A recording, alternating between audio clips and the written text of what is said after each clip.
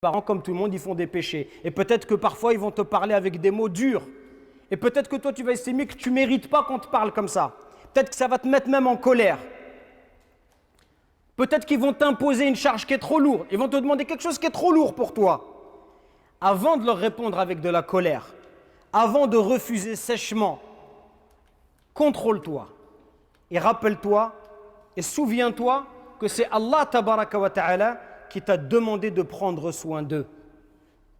À ce moment-là, quand toi, tu as envie de réagir, peut-être pas par la bonne façon, de la meilleure des manières, souviens-toi que c'est Allah Azza wa Jal qui t'a demandé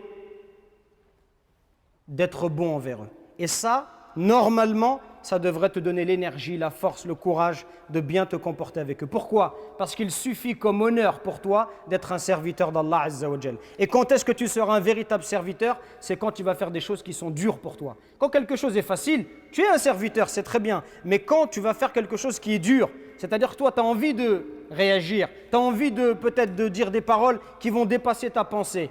Mais pour Allah Azza wa Jal, parce qu'Allah te l'a demandé, tu vas te maîtriser et tu vas te contrôler. Et en faisant cela, là tu seras un véritable serviteur d'Allah subhanahu wa ta'ala.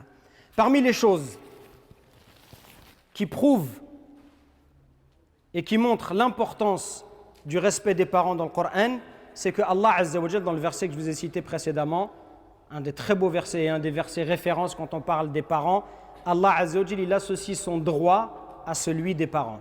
وَقَضَى رَبُّكَ أَلَّا تَعْبُدُوا إِلَّا إِيَّاهُ وَبِالْوَالِدَيْنِ إِحْسَانًا. Et ton Seigneur a décrété n'adorer que lui.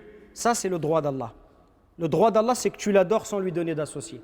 Et Allah, tout de suite après, il parle de quel droit? Il parle du droit des parents. Pour nous montrer que le droit d'Allah, c'est le droit le plus important, mais le droit des parents, il vient après. Et c'est un droit qui est également très important et marqué de la bonté envers les pères et mères. وقضى ربك ألا تعبدوا إلا إياه وبالوالدين إحسانا